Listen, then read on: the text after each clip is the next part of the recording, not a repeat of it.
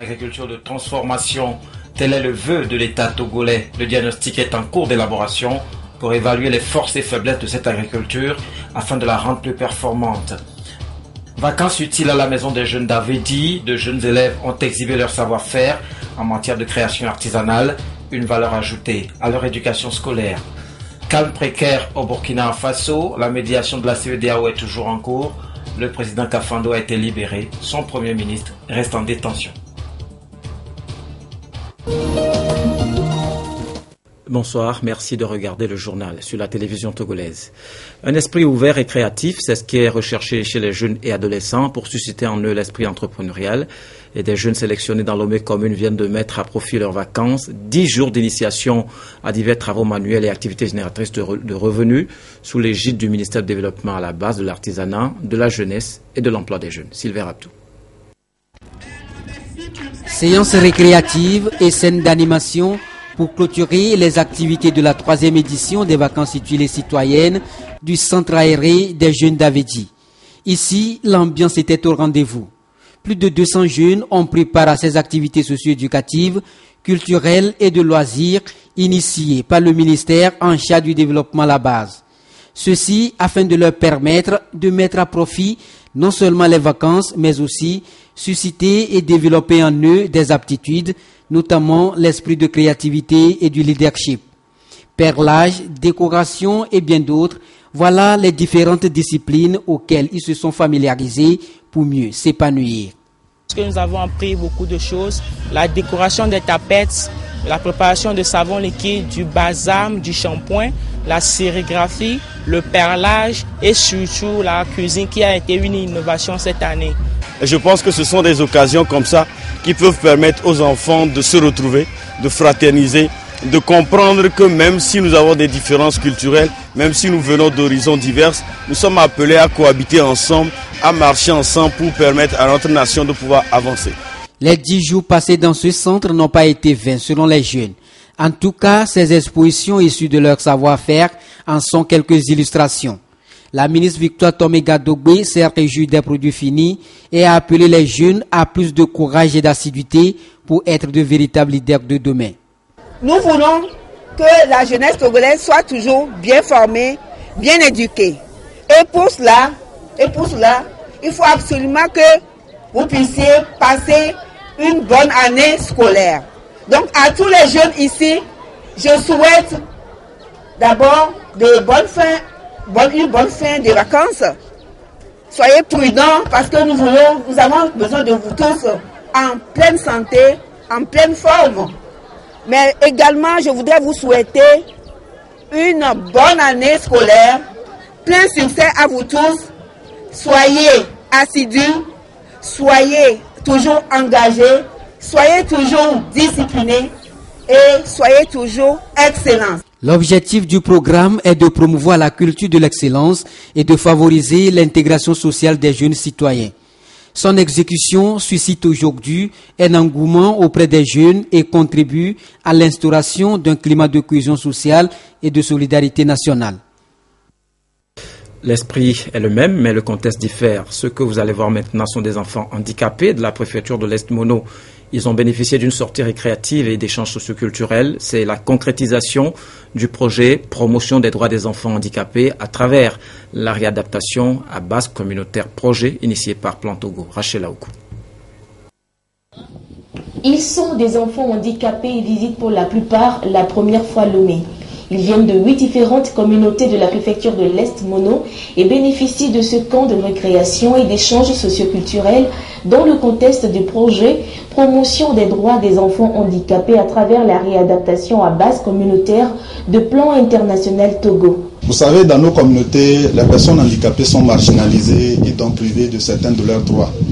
Les enfants handicapés le sont doublement du fait de leur statut d'enfant et du fait qu'ils sont handicapés. Ce projet, mis en œuvre par Plan International Togo et ses partenaires, fait la promotion des droits des enfants handicapés. Donc l'organisation de cette activité permet à ces enfants de découvrir les places importantes de Lomé et donc de réaliser leurs droits. Je suis venue à Lomé la première fois. J'ai visité la TVT, la plage, la place de l'indépendance et le port de pêche. Je suis très fière de venir à Lomé. Ces 50 enfants handicapés au cours de leur sortie ont également visité le Bureau national de plan international Togo pour des échanges sur le projet réadaptation à base communautaire dont ils sont bénéficiaires. Le projet vient en appui aux efforts du gouvernement dans la promotion des droits des personnes handicapées en général et des enfants en particulier. 24 communautés des préfectures de l'Est, Mono, Blita et Tchaoudou en sont bénéficiaires. Aujourd'hui, l'heure est à la protection des enfants sur les plans législatifs, juridiques, familial et communautaires. Même à l'école, il n'est plus toléré l'usage du bâton pour punir les enfants. Alors, quelle stratégie de lutte contre les châtiments corporels à l'endroit des tout-petits? Albertine Yakin. Le projet de l'éducation sensible au genre et sans violence prône au sein des familles, des communautés et dans la société des dispositions légales pour protéger l'enfant contre toutes sortes de violences. Le dispositif juridique légal au Togo interdit le châtiment corporel. Quand vous prenez le code de l'enfant, c'est bien dit qu'il est interdit le châtiment corporel à l'école, en famille et dans les lieux d'apprentissage. Donc il y a d'autres manières d'éduquer les enfants que d'utiliser le bâton ou que d'utiliser d'autres moyens de violence pour faire impression ou pour soumettre l'enfant à quelque volonté, que ce soit pour les besoins de l'adulte. Il y a plusieurs stratégies qui font appel à plusieurs domaines de l'éducation. Il faut penser un peu à la psychologie de l'enfant, il faut penser un peu à la pédagogie, aux méthodes d'enseignement pédagogique qui utilisent d'autres alternatives que le bâton. Selon l'Organisation mondiale de la santé, OMS, les châtiments corporels sont perçus comme le recours intentionnel à la force physique dont les conséquences néfastes retardent le développement de l'enfant. Donc il est important de cultiver la patience, en sachant qu'un enfant, c'est un être qui est en construction et qui a besoin d'être accompagné. Et nous, les adultes, imaginez le nombre d'erreurs que nous avons commises avant d'être là où nous sommes aujourd'hui. Et que nous continuons toujours pas à commettre des erreurs. Et qui nous frappe quand nous commettons des erreurs. Qui nous maltraite quand nous commettons des erreurs. Un enfant, c'est un être humain comme tout être humain. Et ce qu'on te fera qui ne te plaira pas, il est important que tu ne le fasses pas à l'enfant. C'est vous avez connu la violence et que vous ne faites pas un travail sur vous pour comprendre que la violence, elle est contre-productive, sur les enfants, elle est contre-productive, vous allez perpétuer la même erreur. L'élimination des châtiments corporels à l'endroit des enfants constitue des mesures qui doivent s'inscrire dans une bonne éducation. Ceci pour développer l'esprit participatif des enfants pour leur propre épanouissement.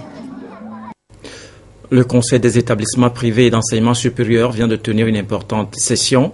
Cette Assemblée générale déblaye le terrain à une réunion à l'échelle plus globale pour débattre des différents défis et offrir de meilleures perspectives à ce secteur. Esther Laclé.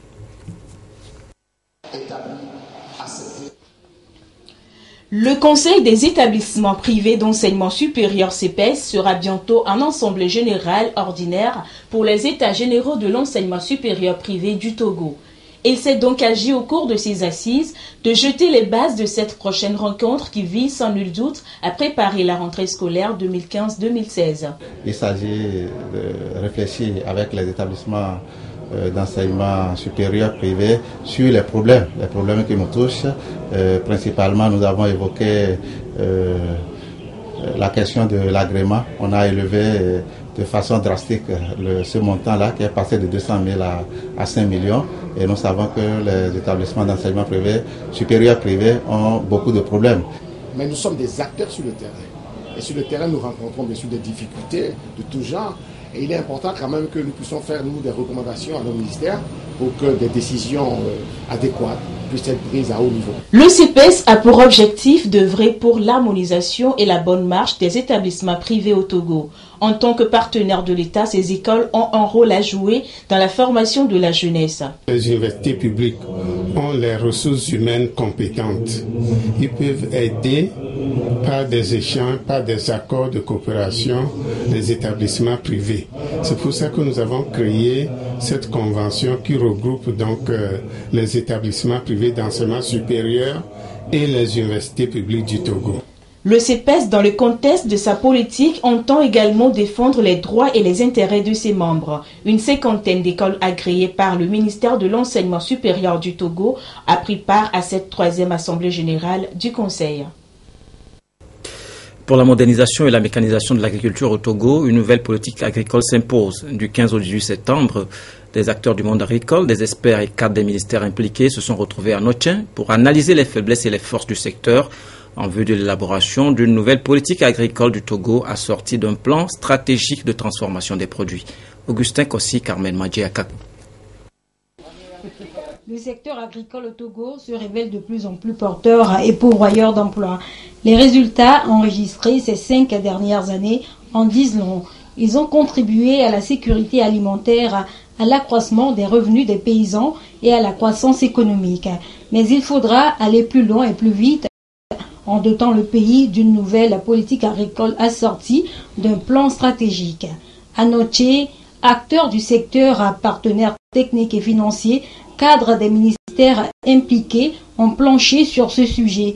Il s'est agi pour eux de relever les différentes contraintes du secteur et de définir les pistes pouvant conduire à l'amélioration des performances au profit des agriculteurs. Sur la base des acquis du Programme national d'investissement et de sécurité alimentaire qui prend fin en 2015, on doit capitaliser les acquis et aller en avant. Donc le chef de l'État a fixé une vision où on doit moderniser et aider le secteur à faire une mutation en s'inscrivant dans la transformation.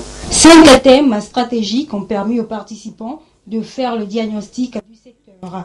Et la nouvelle politique devra favoriser la mutation de l'agriculture togolaise en passant d'une agriculture traditionnelle et de subsistance à une agriculture intensive organisée en filières orientées vers la transformation. Les axes dégagés ici feront l'objet d'études en vue de l'élaboration d'un plan stratégique à l'horizon 2030. Dans les estimations de la FAO, sur les 10 dernières années, le taux de déforestation au Togo tutoie les 25%. Cette dégradation du couvert végétal est due à la fois aux facteurs anthropiques, au système de production non soutenable et à un cadre institutionnel et technique moins performant. Les différents acteurs et institutions concernés réfléchissent sur la question à Kara. Nestor Mouzou. Selon les estimations de la FAO, sur les 10 dernières années, le taux de déforestation au Togo dépasse les 5%. Cette déforestation est due à la fois aux facteurs anthropiques, au système de production non soutenable et à un cadre institutionnel et technique moins performant, toujours selon la FAO. Pour renverser la tendance, l'introduction d'un système de gestion forestière basé sur les critères de durabilité, centré sur la viabilité sur les plans économiques, social et environnemental s'impose. Avec le soutien de l'Allemagne, le Togo a alors élaboré le ProRED, programme d'appui à la réduction des émissions liées au déboisement et à la dégradation des forêts et la réhabilitation des forêts. Ce programme a été lancé le 12 février 2015. C'est la phase de la sensibilisation qui se poursuit avec cette étape de Kara. C'est la première fois que le Togo procède à une telle initiative, à l'inventaire forestier national. Donc, on est en train, dans un contexte du changement climatique et de la valorisation des ressources forestières, de vouloir mettre en place des données fiables, des données scientifiquement approuvées, en collaboration avec l'Université de Lomé, pour permettre au Togo de savoir exactement qu'est-ce qu'il dispose comme ressources forestières, c'est-à-dire de savoir combien de hectares, combien des espèces, combien du volume de bois, combien de carbone qui est dans ce volume de bois. Après, on va accompagner tous les différents acteurs au niveau national, régional et local pour l'utilisation de ces chiffres. Ça doit servir à plus haut niveau à des décisions politiques. La rencontre de Kara fait suite à celle de Dapaon. Ces rencontres régionales visent à informer et sensibiliser toutes les parties prenantes sur les activités du ProRED dans le contexte de l'inventaire forestier national pour une meilleure collaboration. La phase de préparation de la mise en œuvre étant terminée, l'exécution va bientôt commencer et ce sera par la région des Savanes pour s'étendre aux autres régions. L'Office togolais des recettes poursuit sa tournée dans la sous-région à la rencontre de ses partenaires de l'Interland. Au Niger, le commissaire général et son équipe ont partagé avec les opérateurs économiques les innovations entreprises par l'Office pour une célérité dans les services offerts par le port autonome de Lomé. Arnold Kiliou. Le Niger est le deuxième pays de l'Interland à accueillir la délégation de l'Office togolais des recettes OTR en tournée dans le Sahel. À Niamey, Henri Gaperi et son staff ont d'abord rencontré le ministre nigérien des Transports avant leur réunion avec les opérateurs économiques nigériens. Au cours des échanges, la délégation de l'OTR a expliqué aux opérateurs économiques de ce pays les réformes et les réalisations entreprises au port autonome de Lomé pour faciliter les échanges commerciaux. Il s'agit notamment du fonctionnement du port autonome de Lomé 24 heures sur 24 et 7 jours sur 7 pour un gain de temps, les déclarations en ligne grâce au Sidonia World, gage de facilité et de modernité pour les opérateurs économiques et surtout la lutte contre la corruption. Tout ceci pour offrir un service de qualité aux opérateurs économiques qui font confiance au port autonome de Lomé. Les opérateurs économiques nigériens ont remercié la délégation de l'OTR pour les efforts entrepris pour rendre fluides les opérations douanières au port autonome de Lomé. Ils ont réaffirmé leur volonté à renforcer davantage les liens commerciaux entre le Niger et le Togo. Au plan national, la sensibilisation est aussi de mise. La cible cette semaine, ce sont les transporteurs routiers appelés à cultiver un certain civisme fiscal en s'acquittant de leurs impôts et taxes. Prudence Nisso. Le paiement de l'impôt sur le revenu des transporteurs routiers IRTR, une obligation pour tout conducteur d'engin à 2 ou à 4 roues à but commercial. Cet impôt est payable par trimestre, mais malheureusement, certains transporteurs l'ignorent ou parfois négligent de s'acquitter de cette obligation. L'Office togolais des recettes veut donc les amener à un consentement volontaire à l'impôt, notamment l'IRTR, d'où cette sensibilisation à la gare routière de Bonké sur le civisme fiscal. Nous avons apprécié le message de l'OTR. Nous sommes tout à fait contents de contribuer pour l'OTR. Mais nous demandons à l'OTR de contribuer aussi pour nous. Car nous, les conducteurs, nous avons beaucoup de difficultés. Nous avons demandé que l'impôt sur le revenu des transporteurs routiers soit revu à la baisse. L'État s'est inscrit dans cette dynamique-là aujourd'hui. L'impôt sur le revenu des transporteurs routiers a diminué presque de moitié.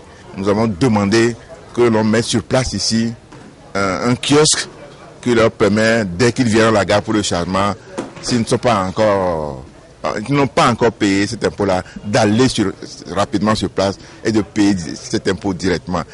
Cette campagne de sensibilisation sur le paiement de l'IRTR, démarrée depuis le début de ce mois, est une stratégie pour l'OTR d'informer les transporteurs routiers des nouvelles mesures prises pour les aider à payer librement cet impôt. Il y en a parmi eux qui ne sont pas informés de ces nouveaux tarifs et qui croient toujours que c'est les anciens tarifs qui font cours.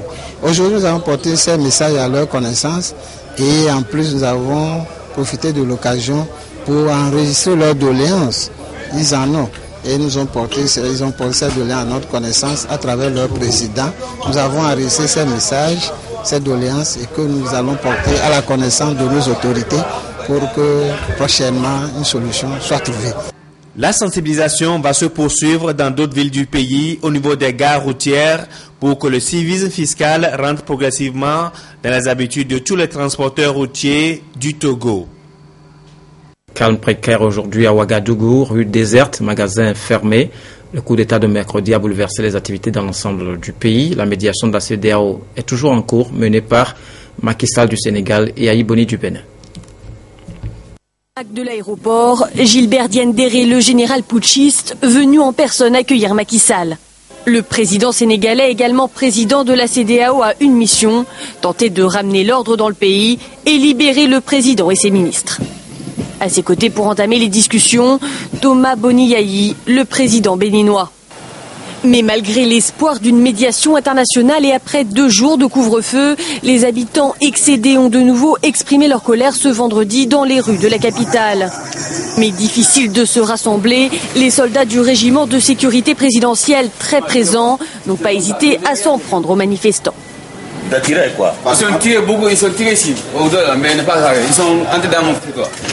Qu'ils veulent ou qu'ils veulent pas, nous on va dire non, on dit non et on dira toujours non. S'ils peuvent tuer tous les Burkinabés, ils n'ont qu'à nous tuer. Voilà.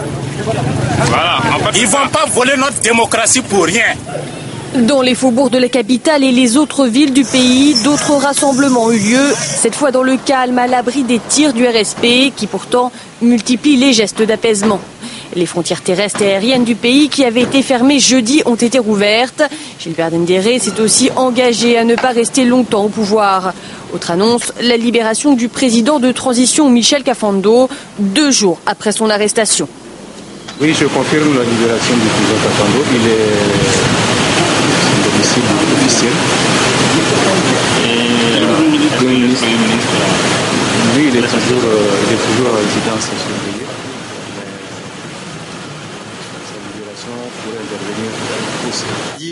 Michel Kafando a en réalité été placé en résidence surveillée. Son Premier ministre Isaac Zida ainsi que d'autres ministres seraient effectivement encore détenus. Les Cubains accueillent le pape François avec ferveur. Après Jean-Paul II et Benoît XVI, l'actuel souverain pontife renforce le rapprochement avec le régime castriste. Le Saint-Père est l'un des artisans de l'amélioration des relations entre Cuba et les États-Unis. Tout est prêt à Cuba pour le pape François. On en est aux touches finales, les répétitions sont faites. Le décor des messes du pape François est bien plus simple et modeste que ceux des 2 papes qui l'ont précédé place de la Révolution. Les Cubains aussi n'affichent pas cette fois autant de ferveur ou d'impatience, mais ils attendent beaucoup du pape François à cause de sa personnalité et pour ce qu'il pourrait leur apporter concrètement, mais surtout pour son rôle dans le rapprochement avec les États-Unis.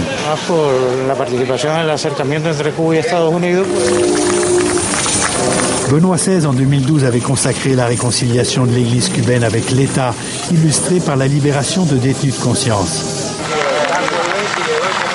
Mais c'est la visite de Jean-Paul II qui avait suscité le plus de ferveur et d'espoir dans cette île qui traversait une époque très difficile après la chute du bloc soviétique.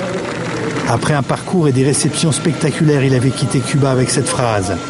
Que Cuba se abra con todas sus magníficas posibilidades.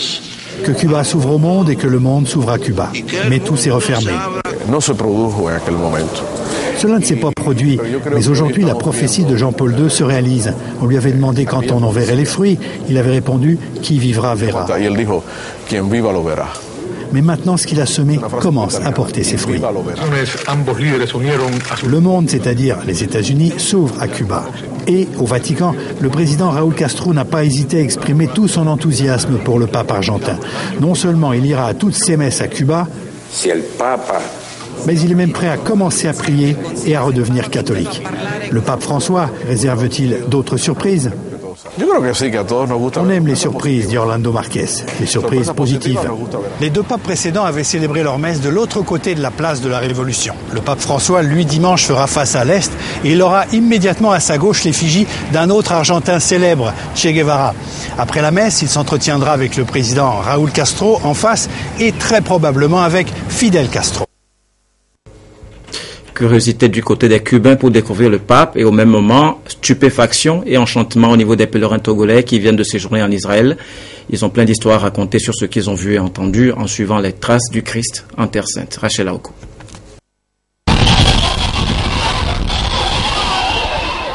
C'est dans une grande liesse que les pèlerins ont été accueillis ici à l'aéroport international Gnassingbé et Adema. De retour de ce voyage spirituel, ils sont désormais plus engagés et déterminés dans la marche avec Christ. J'ai beaucoup aimé le cadre et au niveau de l'architecture du pays, mais c'est un paysage monocolore, toujours belge, qui rappelle un peu l'or, un peuple vraiment sympathique, puis le milieu est si recueillant, reposant. Il faut que chaque chrétien, en tout cas si la personne croit en Jésus, il faut qu'elle aille voir, qu'elle aille marcher sur les traces de Jésus pour recueillir cette grâce que Jésus nous a apportée. Pour cette édition 2015, une trentaine de pèlerins ont été mobilisés par l'association Togo-Israël, unis dans la voie de Christ. Ils partagent les mêmes convictions de former la grande famille chrétienne. Nous sommes restés unis joie jusqu'à revenir et nous-mêmes on se félicite parce que la main de Dieu était avec nous.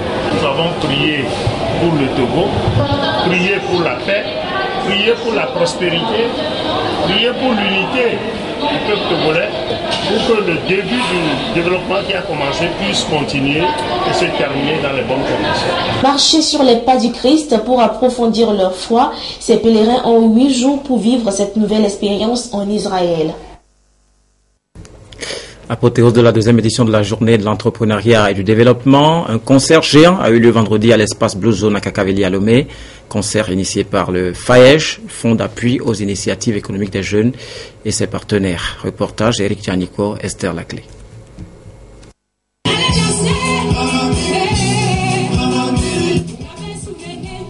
Par sa voix mélodieuse et ses rythmes traditionnels, mélangés de modernité, Almok, la star de la soirée, a su séduire les milliers de spectateurs qui ont fait le déplacement de la Blue Zone à Kakaveli pour ce concert qui marque l'apothéose de la journée de l'entrepreneuriat et du développement GED. Plus que nos attentes, on a été vraiment comblés. Tous les artistes du moment étaient là. Je pense que derrière le spectacle aussi, il faut voir l'objectif pour lequel cela a été initié. C'est l'occasion aussi de dire merci ou bien de remercier le ministère du Développement et de la base pour cette initiative. Et nous avons vraiment apprécié cette journée et nous tenons à remercier vraiment le FAEJ qui vraiment a eu l'initiative d'organiser cette soirée. Nous voulons que cette initiative se répète régulièrement pour motiver les jeunes à être vraiment très indépendants et à s'auto-employer. Nous avons eu plus de 3000 jeunes qui étaient là pour assister à ce magnifique concert que nous avons donné en apothéose aux journées entrepreneuriat et développement. Et le public est satisfait. On multiplie plus de 3000 par 30, vous avez le nombre de sachets que nous avons pu collecter dans le cadre des journées entrepreneuriat et développement. Almok, qui célèbre déjà ses 4 ans de carrière, était accompagné de plusieurs artistes togolais pour offrir une ambiance de folie à ce public.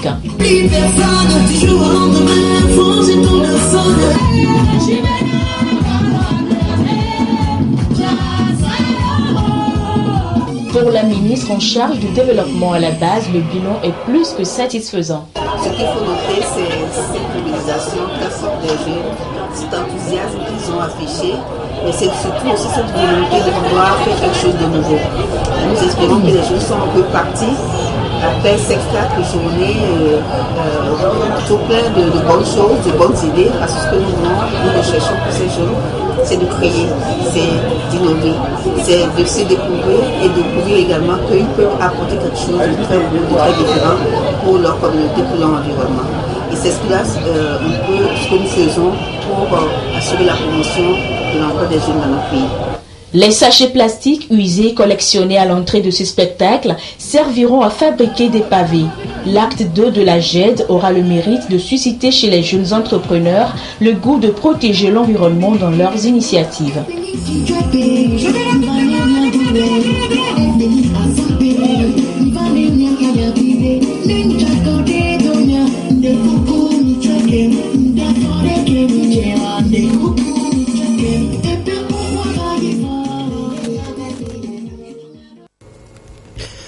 Et puis la ministre en charge de la jeunesse et de l'emploi des jeunes soutient également le Conseil national de la jeunesse dans l'organisation d'un gala de foot destiné à promouvoir l'esprit citoyen auprès des jeunes. Dandouma Ali, Lucassi, Esther Laclé. Voilà qui donne le ton à la finale du tournoi de la citoyenneté, de la solidarité et de la paix initié par le Conseil national de la jeunesse CNJ et qui oppose Santos FC en bleu et Dynamique FC en orange. 16 équipes au départ, c'est les 2 formations qui ont su se hisser à cette étape de la compétition. À l'issue de cette rencontre palpitante qui a séduit le public, c'est le Dynamique FC qui a su tirer son épingle du jeu à l'épreuve fatidique des tirs au but sur la marque de 1-0. C'est un sentiment de joie. Je remercie tous les initiateurs de ce projet et j'exhorte qu'ils continuent dans ce sens dans les années à venir. Le Conseil national de la jeunesse et ses partenaires voient ainsi atteint leurs objectifs. L'objectif était de prôner les valeurs citoyennes appropriées au bon vivre ensemble, la culture de la tolérance, le respect de l'autrui et l'apaisement social. C'était très beau et avec de très belles performances. Et nous allons poursuivre cet accompagnement-là du CNJ pour faire en sorte que ce genre d'initiative se répète. Et je suis heureuse parce que ce gala s'est réalisé sur le site de la maison des jeunes de Hamad-Dahomey. C'est une maison des jeunes que le gouvernement met à la disposition des jeunes pour aider les jeunes à s'épanouir, à organiser des activités ludiques. Même si ce n'était pas encore terminé, au moins ce site offre la possibilité aux jeunes de jouer. Et là, je pense que ça permet aux jeunes de connaître déjà le lieu, mais aussi de se l'approprier. Et ça encourage le gouvernement à faire plus. Je voudrais, en leur nom, au nom de toute la jeunesse togolaise, exprimer ma profonde reconnaissance au chef de l'État qui nous a instruits et qui a mis les moyens à notre disposition pour que nous puissions réaliser ce genre d'œuvre. Un peu plus tôt, Vaccin FC en noir-rouge a remporté la petite finale qu'il a mise aux prises à Face FC en vert. Akak Boyaovi de Santos FC repart avec le trophée du meilleur buteur. Cette première édition aura le mérite de faire découvrir le centre des jeunes d'Hamad-Dahomey encore en construction aux populations de la localité.